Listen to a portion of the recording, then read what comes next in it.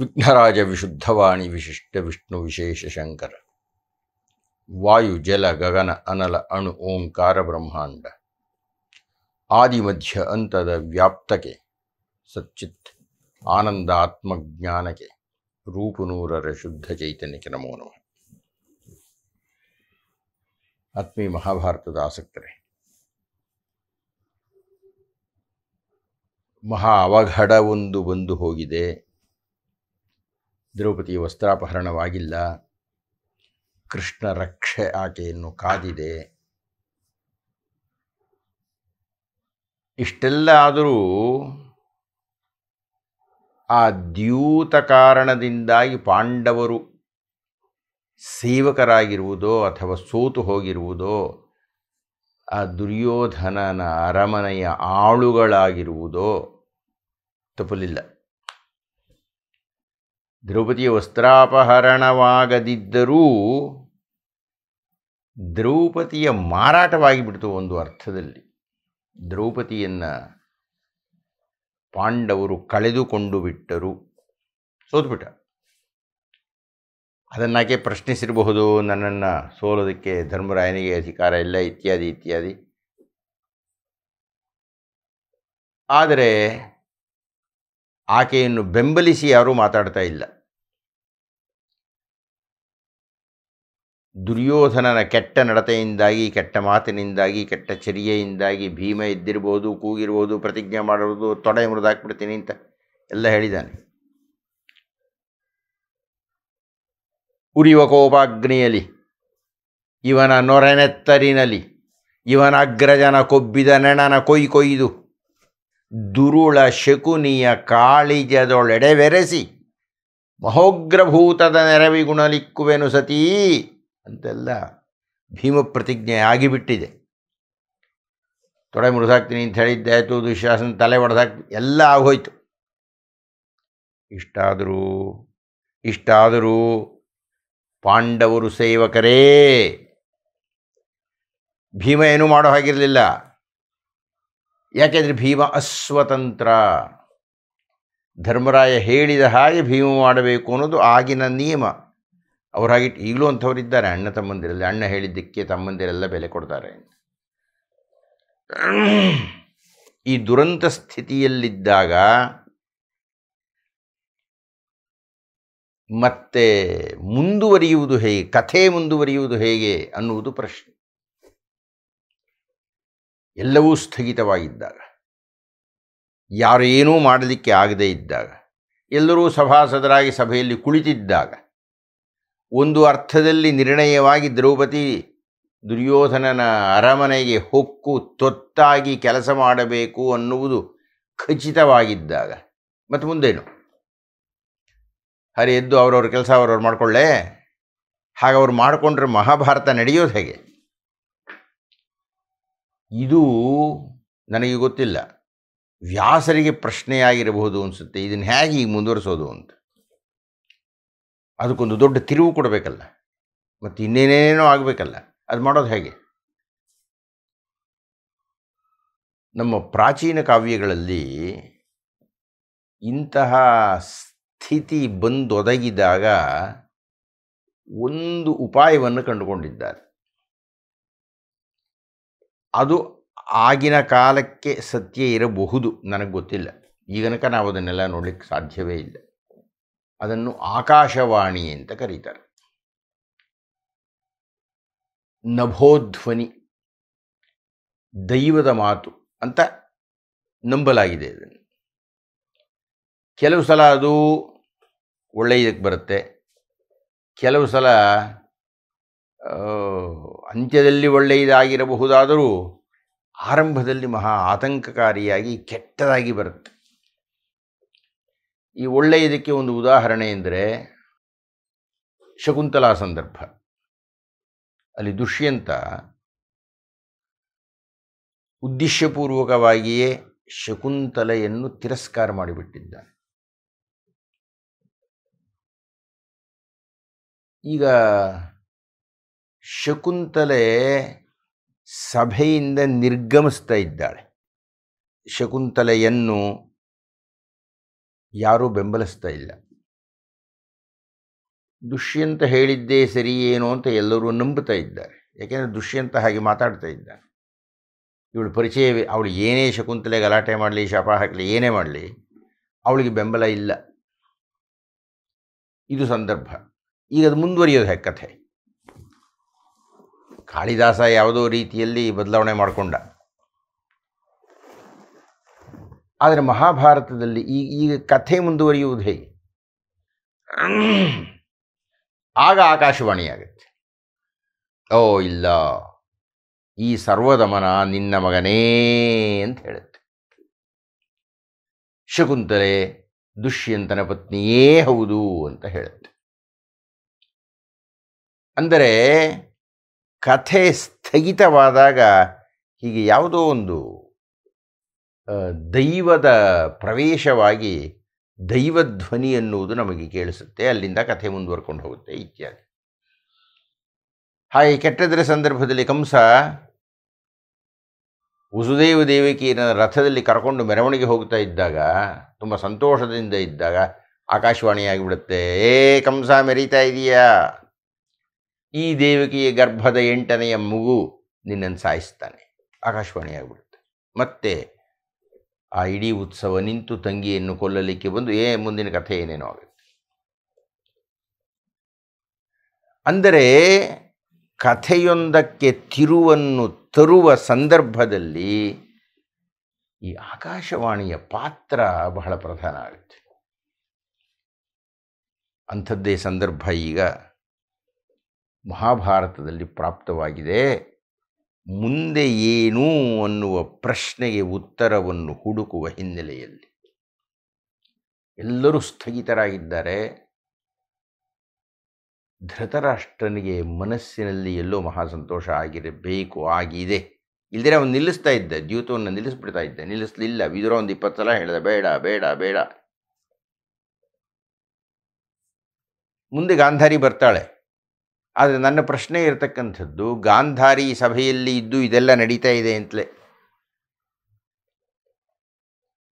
ಮುಂದೆ ಗಾಂಧಾರಿ ನ್ಯಾಯಯುತವಾಗಿ ಮಾತನಾಡುತ್ತಾಳೆ ಅಂತ ವರ್ಣನೆ ಇದೆಯಲ್ಲ, ಅದು ನನಗೆ ಪ್ರಶ್ನಾರ್ಹವೇ. ಅದನ್ನು ಕೊನೆಯಲ್ಲಿ ಮಾತಾಡ್ತೀನಿ, ಗದಾಪರ್ವದ ಕೊನೆಯ ಸಂದರ್ಭದಲ್ಲಿ. ಆ ಗಾಂಧಾರಿಯ ಮನಸ್ಸು ಎಷ್ಟು ನಿಚ್ಚಳ ಅನ್ನೋದನ್ನು. ಇರಲಿ, ಈಗ ಪುರುಷರೆಲ್ಲರೂ ಮೌನವಂತಿದ್ದಾರೆ. ದ್ರೌಪದಿಯ ಮಾನಭಂಗವಾಗದಿದ್ದರೂ ತೊತ್ತಾಗಿರುವುದೇನೂ ಸಂದೇಹವಿಲ್ಲ ಆಗಿದೆ. ಈಗ ಹೇಗಾಗತ್ತೆ ಅನ್ನುವುದಷ್ಟೇ ಪ್ರಶ್ನೆ ಅನ್ನುವಲ್ಲಿಗೆ ನಾವು ನಮ್ಮ ಹಿಂದಿನ ಉಪನ್ಯಾಸವನ್ನು ನಿಲ್ಲಿಸಿದ್ವಿ. ಹಿಂದಿನ ಉಪನ್ಯಾಸವನ್ನು ಆರಂಭ ಮಾಡೋಣವೇ? ನಾರಾಯಣಂ ನಮಸ್ಕೃತ್ಯ ನರಂಚೈವ ನರೋತ್ತಮಂ ವ್ಯಾಸಂ ವಾಗ್ದೇವೀಂಚೈವ ತತೋ ಜಯಮುದೀರಯೇತ್.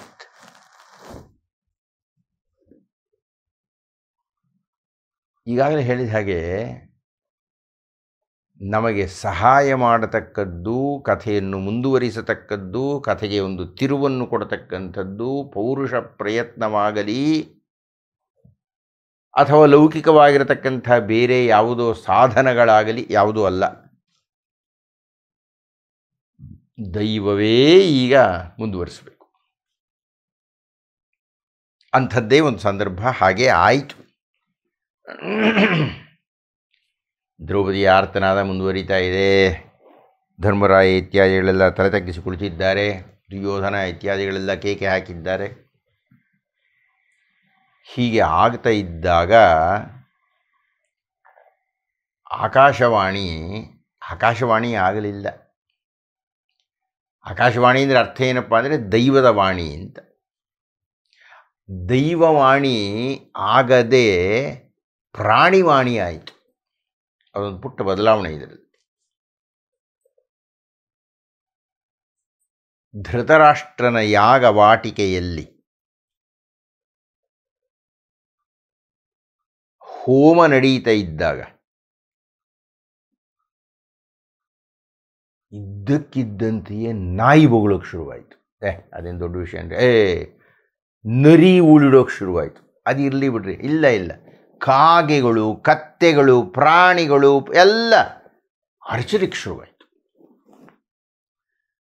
ಅಂದರೆ ಪ್ರಕೃತಿ ಅಥವಾ ದೈವಶಕ್ತಿ ಈ ಪ್ರಾಣಿಗಳ ಮೂಲಕ ಕೂಗಿಸಿತು.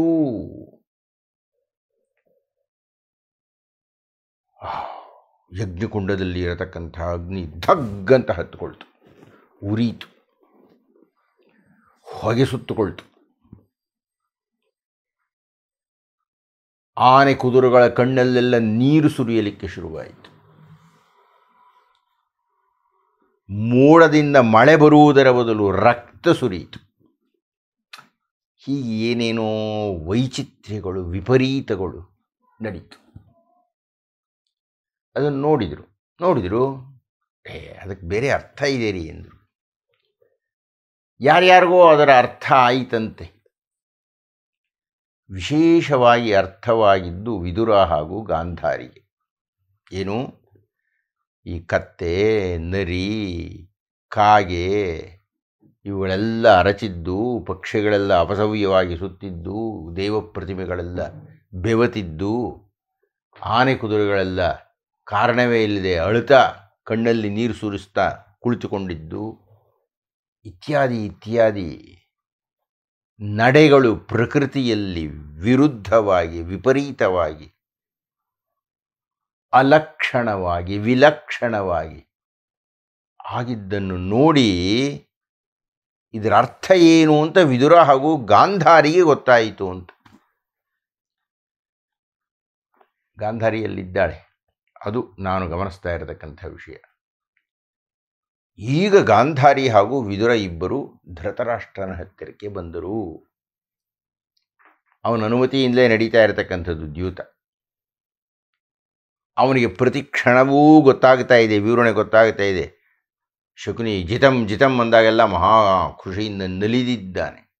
ಕಣ್ಣು ಕಾಣದೇ ಇದ್ದರೂ ಬೇರೆ ಇಂದ್ರಿಯಗಳೆಲ್ಲ ಜಾಗೃತವಾಗಿ ತನ್ನ ಮಗನ ಅಭ್ಯುದಯವನ್ನು ದ್ಯೂತದ ಮೂಲಕ ಗೆಲ್ಲುತ್ತಾ ಇರತಕ್ಕಂಥದ್ದನ್ನು, ಪಾಂಡವರ ಸಿರಿಯನ್ನೆಲ್ಲ ವಿಜಯಿಗಳಾಗಿ ಸ್ವೀಕರಿಸ್ತಾ ಇರತಕ್ಕಂಥದ್ದನ್ನು ಧೃತರಾಷ್ಟ್ರ ಆನಂದಿಸ್ತಾ ಇದ್ದಾನೆ. ಅಷ್ಟು ಹೊತ್ತು ಗಾಂಧಾರಿಯು ಅಲ್ಲಿ ಇದ್ದಾಳೆ. ಅದು ಮಹಾಪ್ರಧಾನವಾದ ಒಂದು ವಿಷಯ. ಯಾಕೆ ಪ್ರಧಾನ ಅಂದರೆ,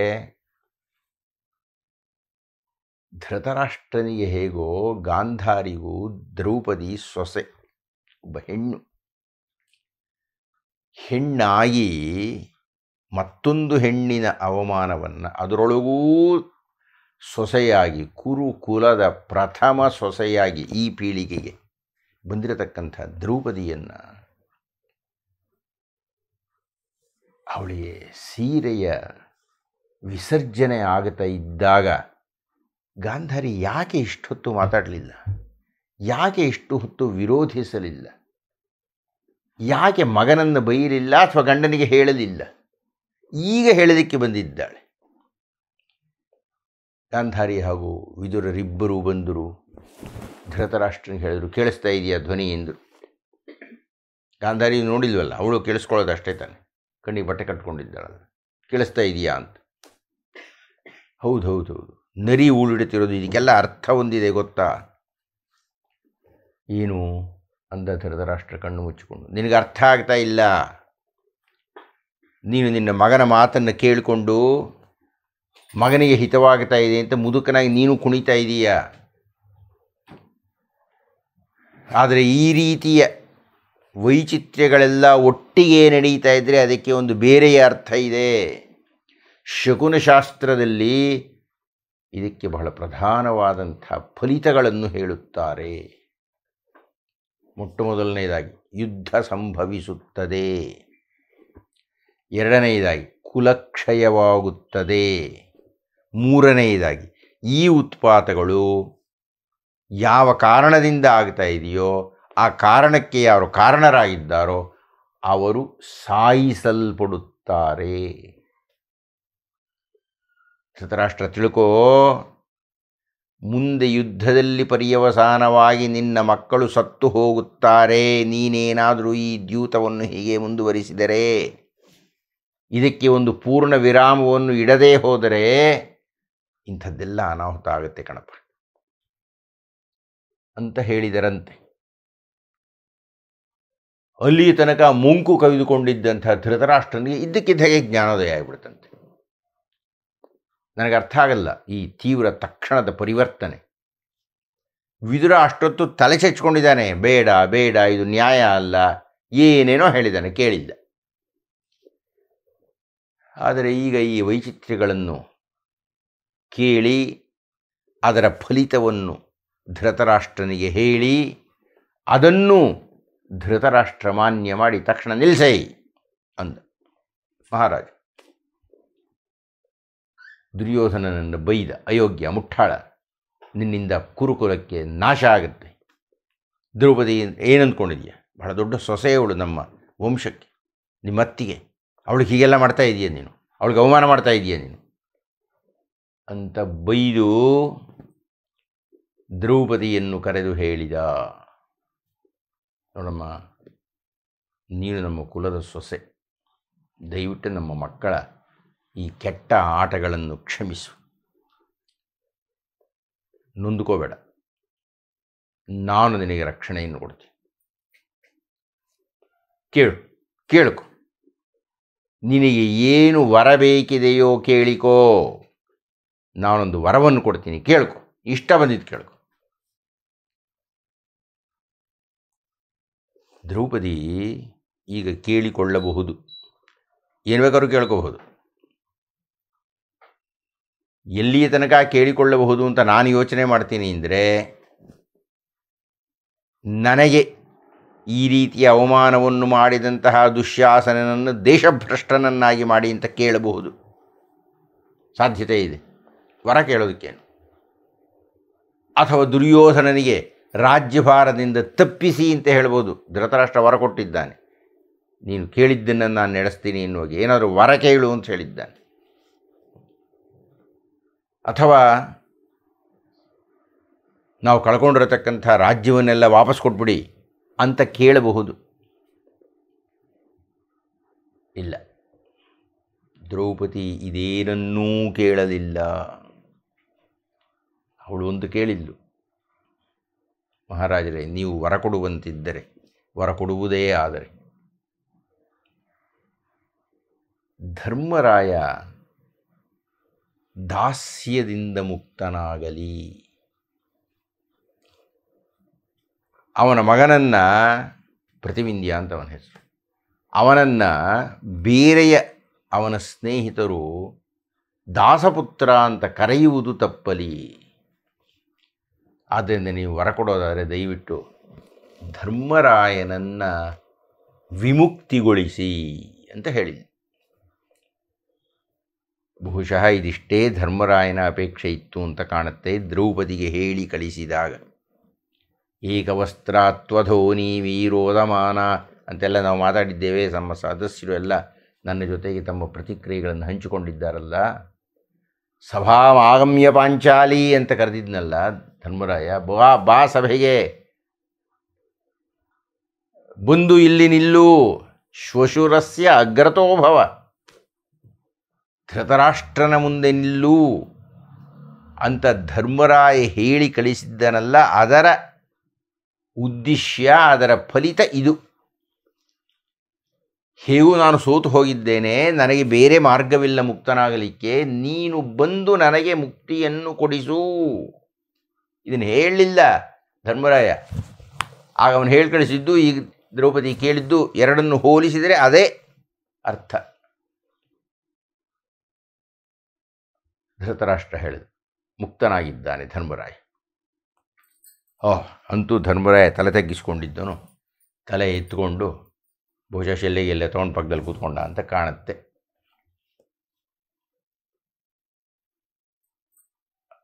ಧೃತರಾಷ್ಟ್ರ ಕೇಳಿದ, ಅಮ್ಮ, ನನಗೆ ಸಮಾಧಾನ ಆಗಲಿಲ್ಲ, ನಿನ್ನಂತಹ ಸೊಸೆಗೆ ನಾನು ಇನ್ನೂ ಒಂದು ವರ ಕೊಡ್ತೀನಿ, ಕೇಳು. ಇದೆಲ್ಲ ಈ ಧೃತರಾಷ್ಟ್ರನ ಕಪಟ ಅನ್ನಿಸ್ತಾ ಇದೆ. ಇದು ಮೊದಲೇ ಮಾಡ್ಬೋದಾಗಿತ್ತಲ್ರಿ. ಆಯಿತು, ದ್ರೌಪದಿ ಹೇಳಿದ್ದು, ನೀನು ಎರಡನೆಯ ವರವನ್ನೂ ಕೊಡುವಂತಿದ್ದರೆ ಮಾವ, ನನ್ನ ಉಳಿದ ಗಂಡಂದಿರು ತಮ್ಮ ಆಯುಧ ಹಾಗೂ ರಥಗಳ ಸಹಿತ ಸ್ವತಂತ್ರರಾಗಲಿ. ಇವರು ದಾಸರಾಗಿ ಬಿಟ್ಟಿದ್ದಾರೆ.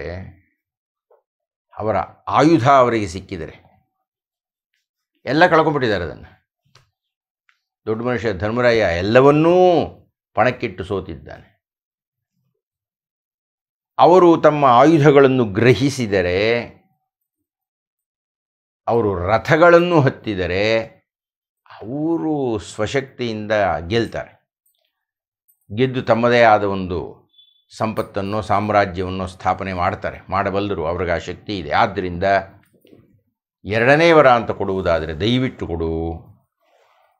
ಭೀಮ, ಅರ್ಜುನ, ನಕುಲ, ಸಹದೇವಾಯಿ ನಾಲ್ವರು ಸ್ವತಂತ್ರರಾಗಲಿ, ಅವರ ಆಯುಧಗಳು ಸಿಗಲಿ, ರಥವನ್ನು ಹತ್ತಿ ಅವರು ಎಲ್ಲಿಗಾದರೂ ಹೊರಗೆ ಹೋಗುವಂತೆ ಆಗಲಿ. ಧೃತರಾಷ್ಟ್ರ ಹೇಳಿದ, ಆಯಿತು ತಗೋ, ಎರಡನೇ ವರವನ್ನು ಕೊಟ್ಟಿದ್ದೇನೆ, ಮೂರನೇ ವರವನ್ನು ಕೇಳು. ಬಹುಶಃ ಈಗ ಮೂರನೇ ವರದಲ್ಲಿ ತಾವು ಕಳ್ಕೊಂಡಿರತಕ್ಕಂಥ ಇಂದ್ರಪ್ರಸ್ಥವನ್ನು ಕೊಡು ಅಂತ ಕೇಳಬಹುದು, ಅಥವಾ ಅತುಲವಾಗಿರತಕ್ಕಂಥ ಐಶ್ವರ್ಯವನ್ನೆಲ್ಲ ಧರ್ಮರಾಯ ಜೂಜಿನಲ್ಲಿಟ್ಟು ಕಳ್ಕೊಂಡು ಅದನ್ನು ಕೇಳಬಹುದು. ಹೀಗೆ ಏನೇನೋ ಕೇಳಬಹುದು ಕಳ್ಕೊಂಡಿರೋದನ್ನೆಲ್ಲ. ಆದರೆ ತುಂಬ ಮೆಚ್ಚುಗೆಯಾಗತಕ್ಕಂಥ ಅಂಶ, ದ್ರೌಪದಿ ಹೇಳ್ತಾಳೆ, ನನಗೆ ಮೂರನೆಯ ವರ ಬೇಡ ಅಂತಾಳೆ. ಆಸೆಗೊಂದು ಮಿತಿಯುಂಟು. ಅಥವಾ ವೈಶ್ಯನಾಗಿರತಕ್ಕಂಥವನು ಒಂದು ವರವನ್ನು ಕೇಳಬಹುದು. ಇಂತಹ ಸಂದರ್ಭದಲ್ಲಿ ಕ್ಷತ್ರಾಣಿಯಾಗಿರುವವಳು 2 ವರವನ್ನು ಕೇಳಬಹುದು, ಕ್ಷತ್ರಿಯನಾಗಿರುವವನು 3 ವರವನ್ನು ಕೇಳಬಹುದು, ಬ್ರಾಹ್ಮಣನಾಗಿರತಕ್ಕಂಥವನು 100 ವರಗಳನ್ನು ಕೇಳಬಹುದು. ಇದು ಶಾಸ್ತ್ರ.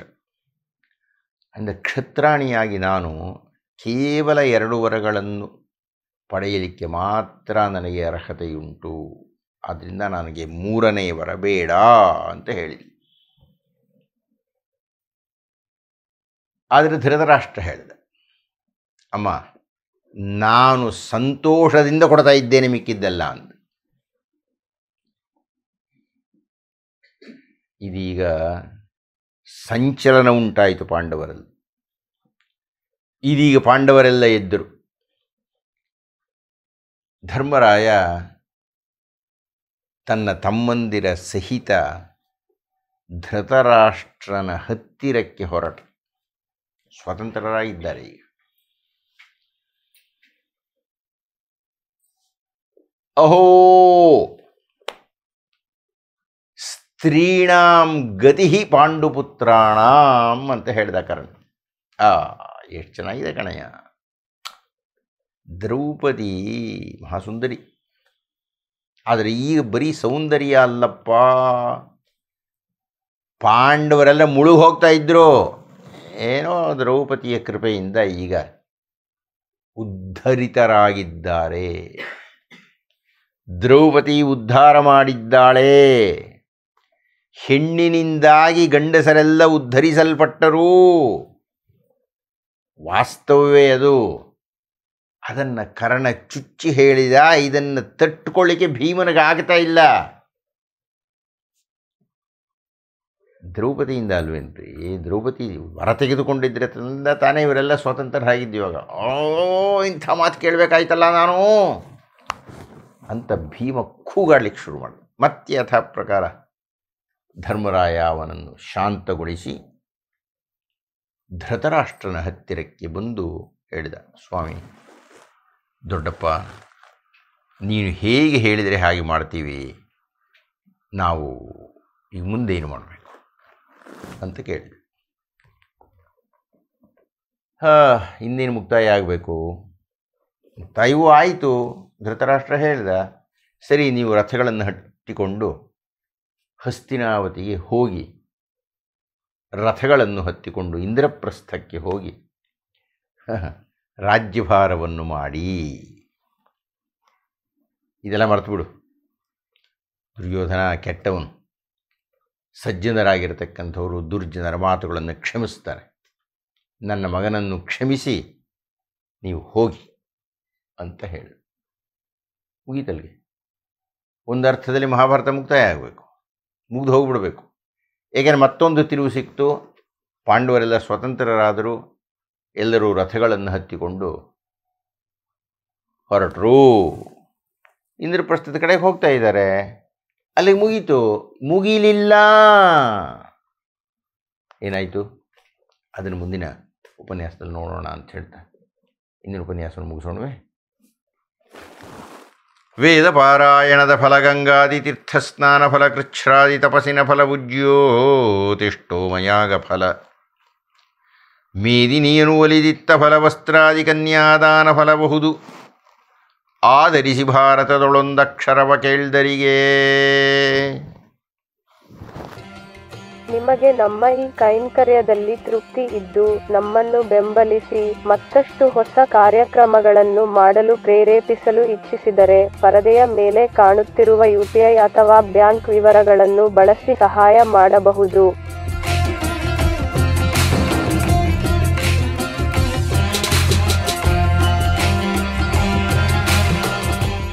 ಶುಭಮಸ್ತು.